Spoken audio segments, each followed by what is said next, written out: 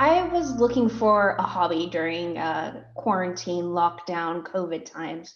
I had just purchased this new telescope and it felt like a really good social isolation activity, something that I can do at night with limited people, frankly, in my backyard. So I started using the telescope a fair amount.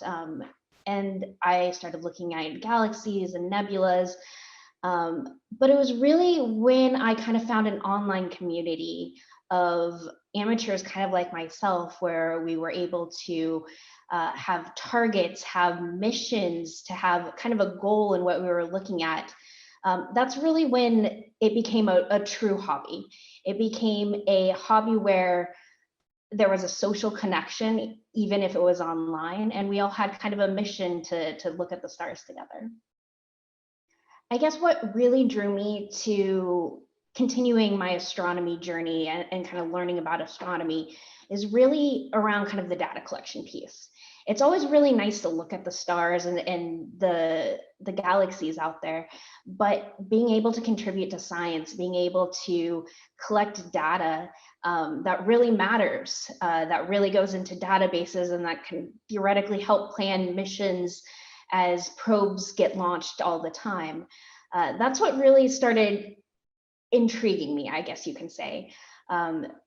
I would have various targets. So for example, I would have an asteroid would be passing in front of a star. And we would have our connected kind of distributed network of people all across the US and Europe and Japan point to that target if that path crossed over our heads. And using kind of the data and kind of triangulating, we could see the shape, the size, and start to define some of the characteristics of asteroids. And that's incredibly attractive to me, being able to contribute to the science in that way and actually being able to do it from my backyard. There's so much to discover still kind of out there, and telescopes, the professional telescopes can't point to everything all at once. So they use amateurs kind of like myself and other people that I've been interacting with to really start characterizing these asteroids.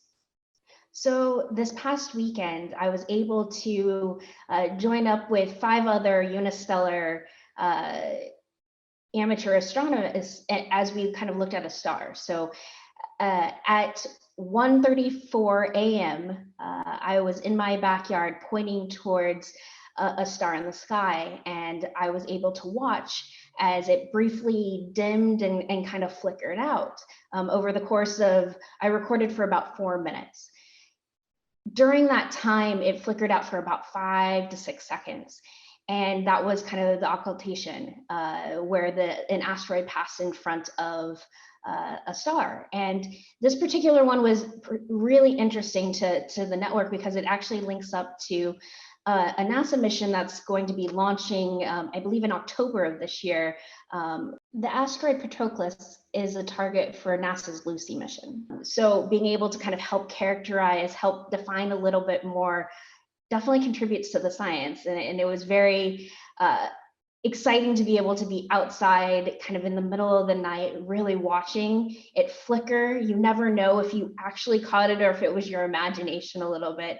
And then kind of the post-processing data and receiving a report that says, hey, you had a positive view. 3 other people in our network did, a few other networks also did, and we're going to combine it all together and have really cool information on this asteroid. That's contributing to science, and it doesn't take that much effort on my part.